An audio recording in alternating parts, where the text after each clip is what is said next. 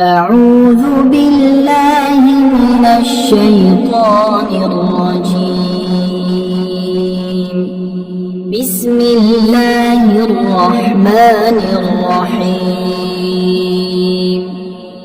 الحمد لله الذي أنزل على عبده الكتاب ولم يجعل له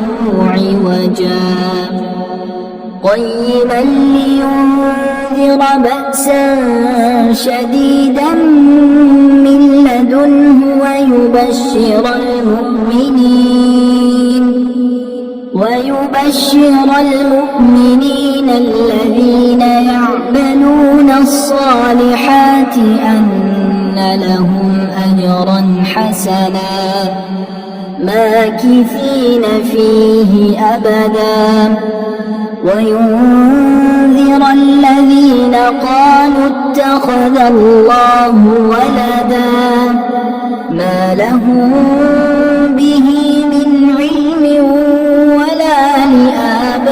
لآبائهم كبرت كلمة تخرج من أفواههم إن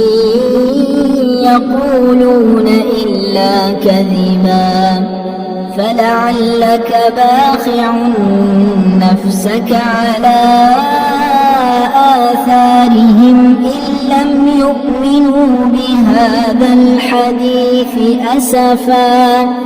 إنا جعلنا ما على الأرض زينة لها لنبلوهم أيهم أحسن عملا وإنا لجاعلون ما عليها صعيدا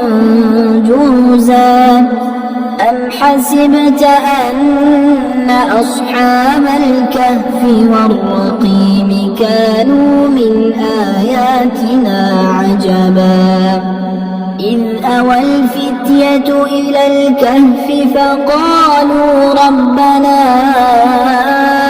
آتنا من لدنك رحمة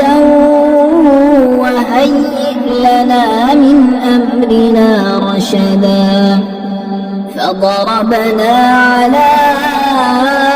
آذانهم في الكهف سنين عددا ثم بعثناهم لنعلم أي الحزبين أحصى لما لبثوا أمدا نحن نقص عليك نبأهم بالحق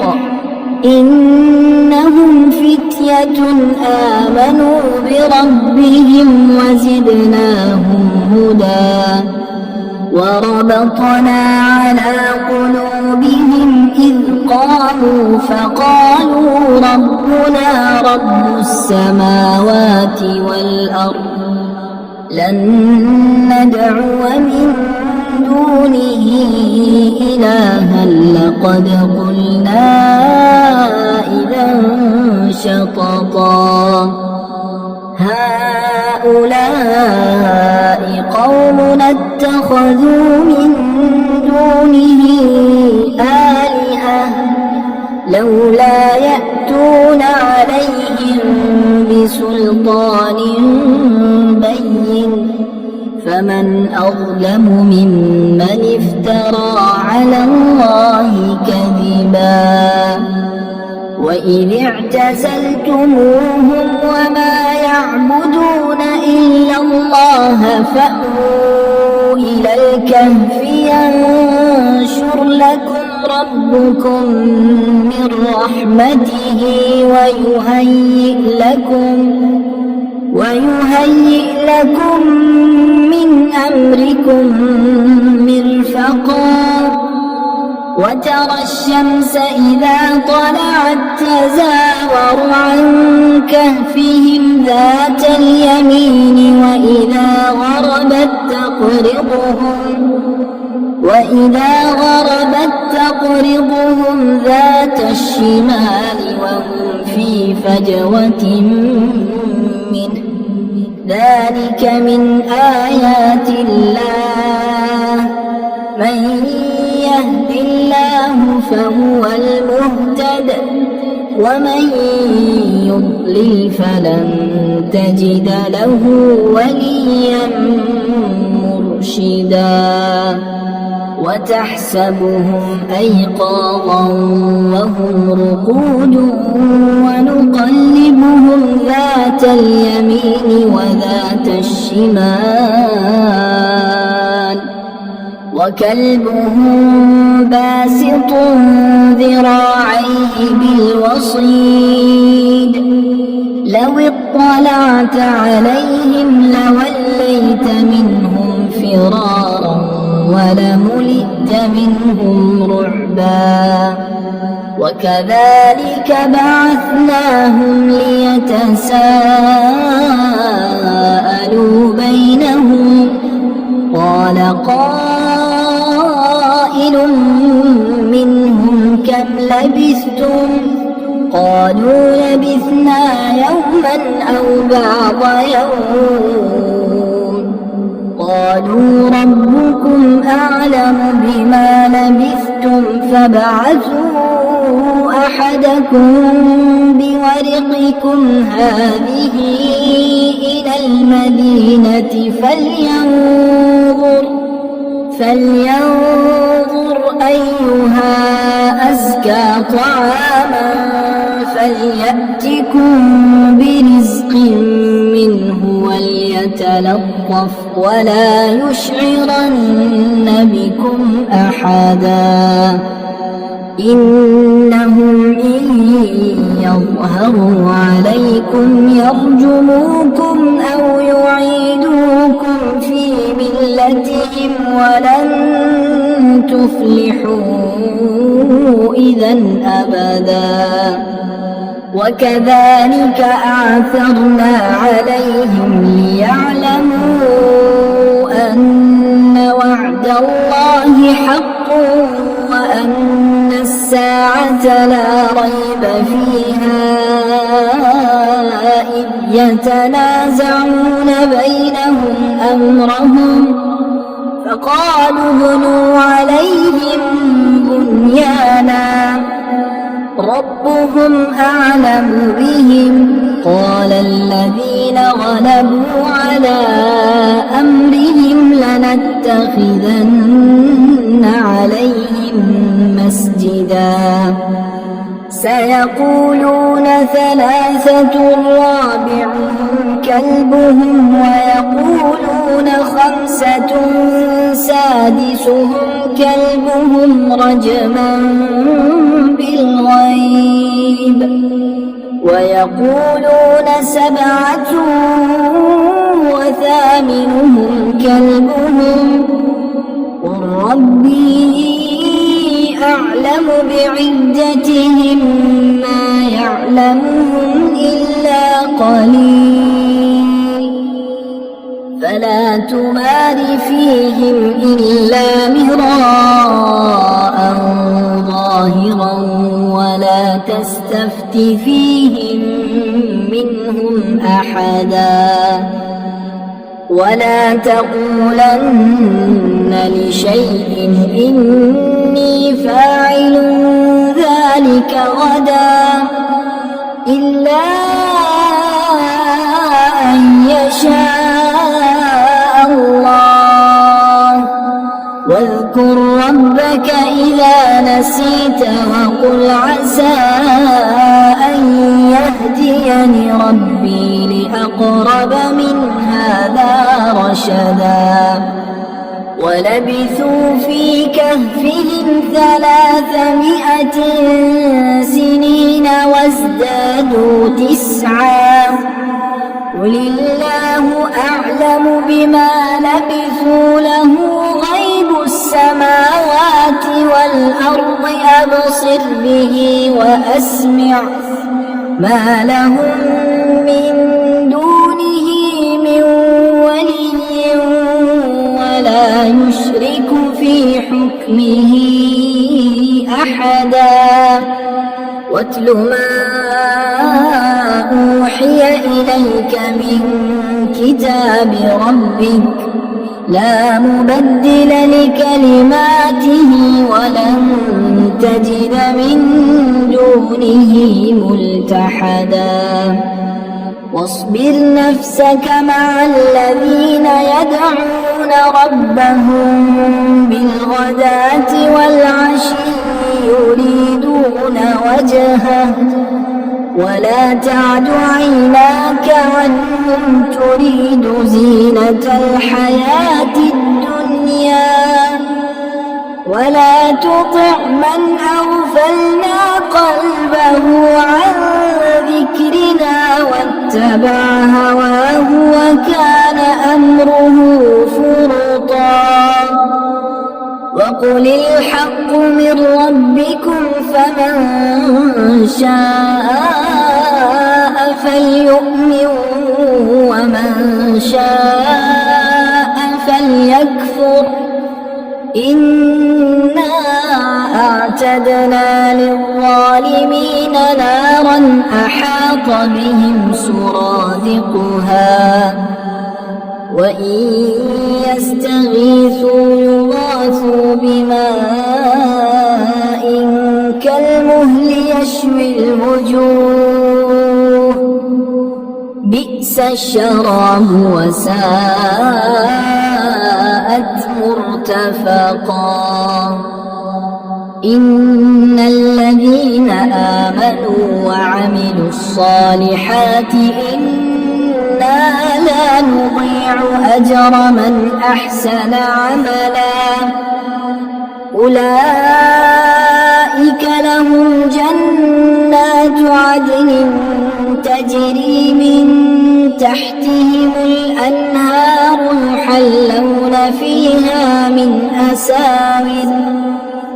يحلون فيها من أساور من ذهب ويلبسون ثيابا خضرا من سندس واستبرق متكئين فيها على الأرائك نعم الثواب وحسنت مرتفقا واضرب لهم مثل الرجلين جعلنا لأحدهما جنتين من أعناب وحففناهما بنخل وجعلنا بينهما زرعا كلتا الجنتين آتت أكلها ولم تظلم منه شيئا وفجرنا خلالهما نهرا وكان له ثمر فقال لصاحبه وهو يحاوره أنا أكثر منك مالا وأعز نفرا ودخل جنته وهو ظالم لنفسه قال ما أظن أن تبيد هذه أبدا وما أظن الساعة قائمة ولئن رددت إلى ربي لأجدن خيرا منها منقلبا قال له صاحبه وهو يحاوره أكفرت بالذي خلقك من تراب ثم من نطفة ثم سواك رجلا لكن هو الله ربي ولا أشرك بربي أحدا ولولا إذ دخلت جنتك قلت ما شاء الله لا قوة إلا بالله إن ترني أنا أقل منك مالا وولدا عسى ربي أن يؤتيني خيرا من جنتك ويرسل عليها حسبانا من السماء فتصبح صعيدا زلقا أو يصبح ماؤها غورا فلن تستطيع له طلبا وأحيط بثمره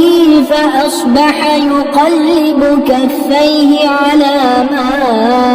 أنفق فيها وهي خاوية على عروشها ويقول يا ليتني لم أشرك بربي أحدا ولم تكن له فئة ينصرونه من دون الله وما كان منتصرا هنالك الولاية لله الحق هو خير ثوابا وخير عقبا واضرب لهم مثل الحياة الدنيا كماء أنزلناه من السماء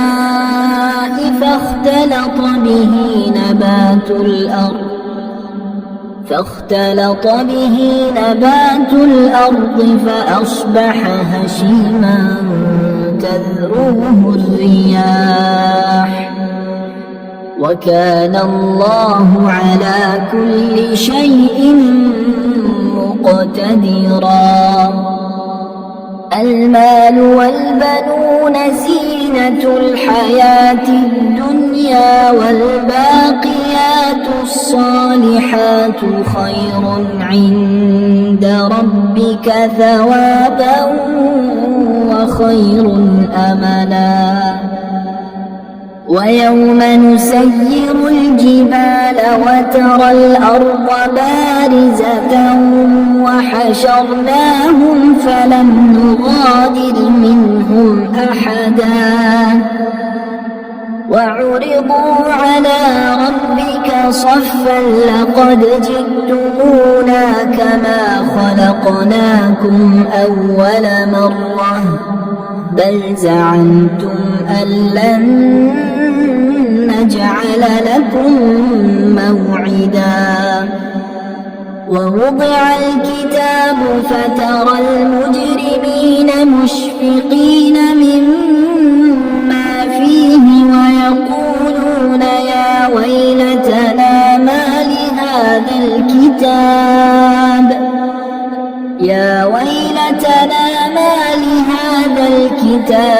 لا يغادر صغيرة ولا كبيرة إلا أحصاها ووجدوا ما عملوا حاضرا ولا يظلم ربك أحدا وإذ قلنا للملائكة اسجدوا لآدم فسجدوا إلا إبليس كان من الجن ففسق عن أمر ربه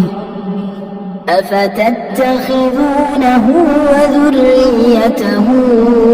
أولياء من دوني وهم لكم عدو بئس للظالمين بدلا ما أشهدتهم خلق السماوات والأرض ولا خلق أنفسهم وما كنت متخذ المضلين عضدا ويوم يقول نادوا شركائي الذين زعمتم فدعوهم فلم يستجيبوا لهم وجعلنا بينهم موبقا ورأى المجرمون النار فظنوا أنهم مواقعوها ولم يجدوا عنها مصرفا ولقد صرفنا في هذا القرآن للناس من كل مثل وكان الإنسان أكثر شيء جدلا وما منع الناس أن يؤمنوا إذ جاءهم الهدى ويستغفروا ربهم إلا أن تأتيهم سنة الأولين أو يأتيهم العذاب قبلا وما نرسل المرسلين إلا مبشرين ومنذرين ويجادل الذين كفروا بالباطل ليدحضوا به الحق واتخذوا آياتي وما أنذروا هزوا ومن أظلم ممن ذكر بآيات ربه فأعرض عنها ونسي ما قدمت يداه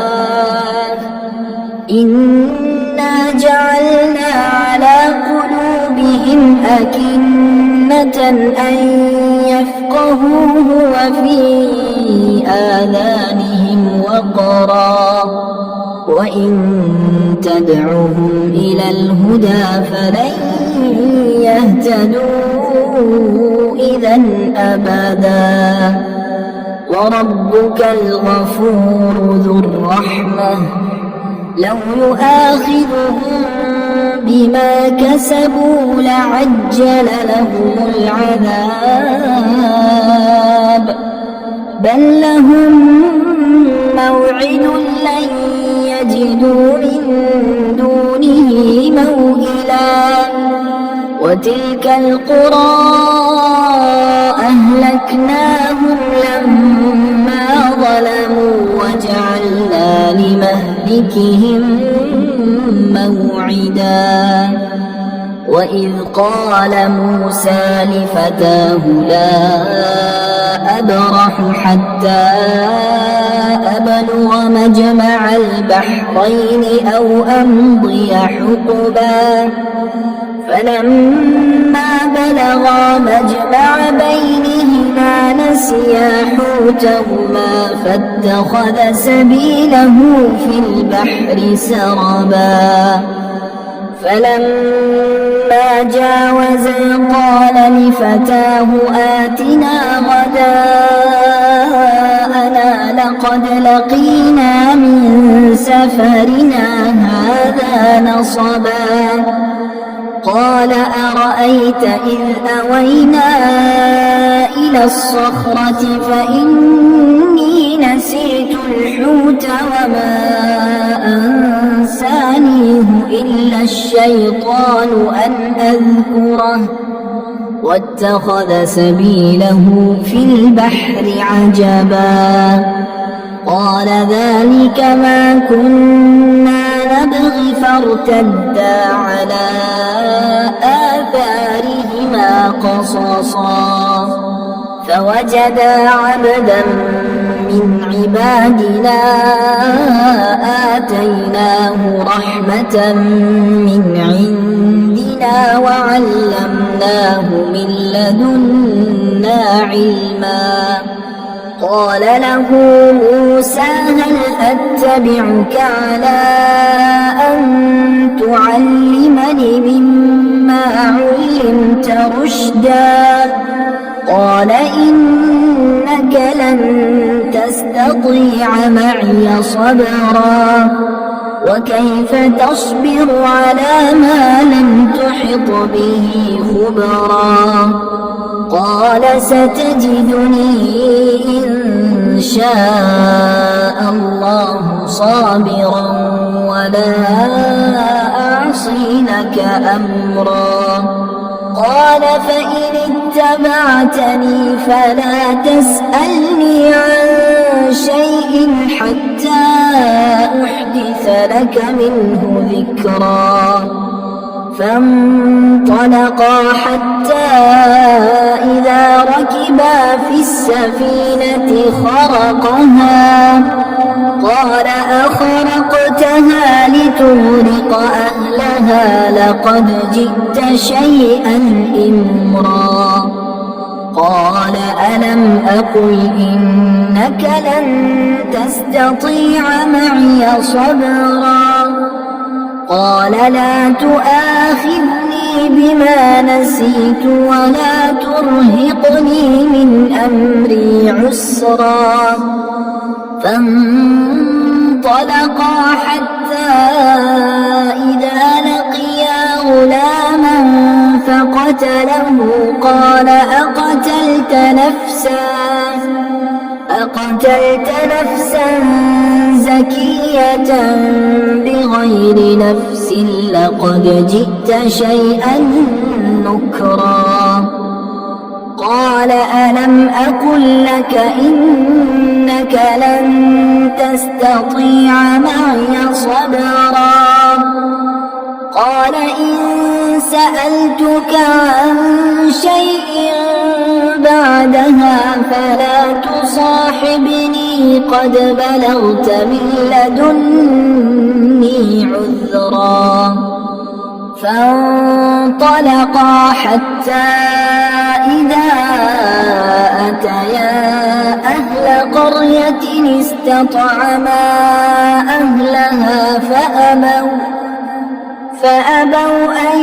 يضيفوهما فوجدا فيها جدارا يريد أن ينقض فأقامه. قال لو شئت لاتخذت عليه أجرا. قال هذا فراق بيني وبينك سأنبئك بتأويل ما لم تستطع عليه صبرا. أما السفينة فكانت لمساكين يعملون في البحر فأردت أن أعيبها وكان وراءهم ملك يأخذ كل سفينة غصبا. وأما الغلام فكان أبواه مؤمنين فخشينا أن يرهقهما طغيانا وكفرا. فأردنا أن يبدلهما ربهما خيرا منه زكاة وأقرب رحما. وأما الجدار فكان لغلامين يتيمين في المدينة وكان تحته كنز لهما وكان أبوهما صالحا. فأراد ربك أن يبلغا أشدهما ويستخرجا كنزهما رحمة من ربك وما فعلته عن أمري ذلك تأويل ما لم تسطع عليه صبرا. ويسألونك عن ذي القرنين قل سأتلو عليكم منه ذكرا. إنا مكنا له في الأرض وآتيناه من كل شيء سببا. فأتبع سببا حتى إذا بلغ مغرب الشمس وجدها تغرب في عين حمئة ووجد عندها قوما قلنا يا ذا القرنين إما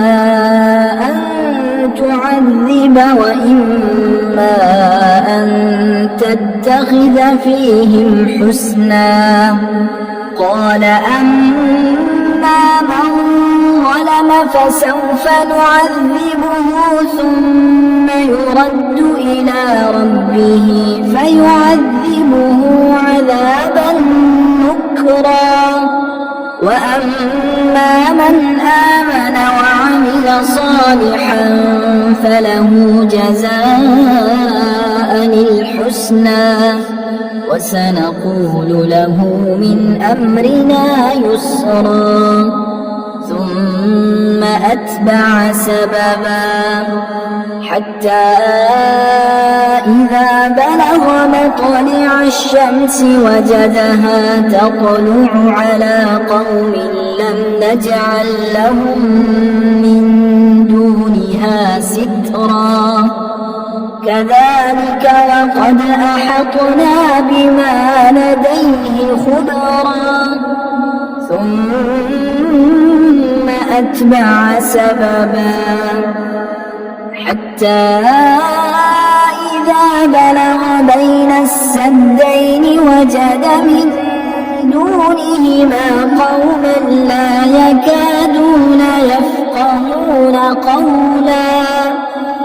قالوا يا ذا القرنين إن يأجوج ومأجوج مفسدون في الأرض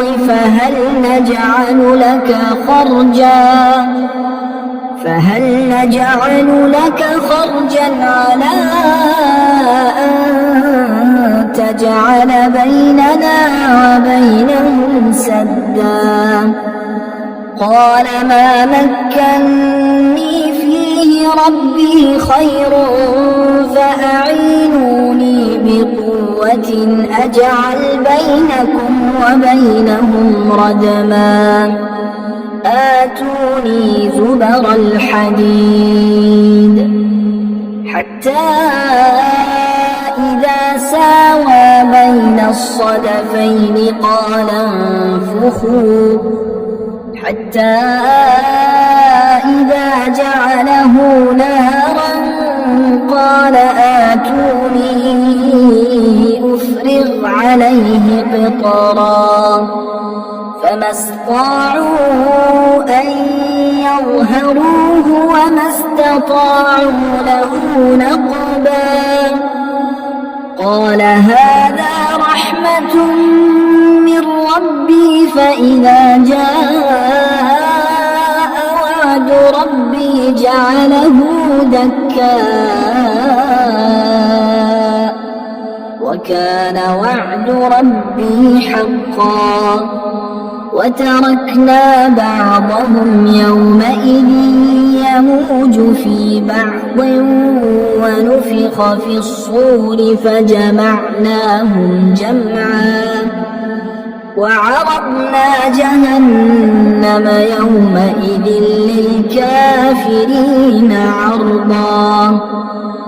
الذين كانت أعينهم في غطاء عن ذكري وكانوا لا يستطيعون سمعا أفحسب الذين كفروا أن يتخذوا عبادي من دوني أولياء إنا أعتدنا جهنم للكافرين نزلا قل هل ننبئكم بالأخسرين أعمالا الذين ضل سعيهم في الحياة الدنيا وهم يحسبون أنهم يحسنون صنعا أولئك الذين كفروا بآيات ربهم ولقائه فحبطت أعمالهم فلا نقيم لهم يوم القيامة وزنا ذلك جزاؤهم جهنم بما كفروا واتخذوا آياتي ورسلي هزوا إن الذين آمنوا وعملوا الصالحات كانت لهم جنات الفردوس نزلا خالدين فيها لا يبغون عنها حولا قل لو كان البحر مدادا لكلمات ربي لنفد البحر قبل أن تنفد كلمات ربي ولو جئنا بمثله مددا قل إنما أنا بشر مثلكم يوحى إلي أنما إلهكم إله واحد فمن كان يرجو لقاء ربه فليعمل عملا صالحا ولا يشرك بعبادة ربه أحدا.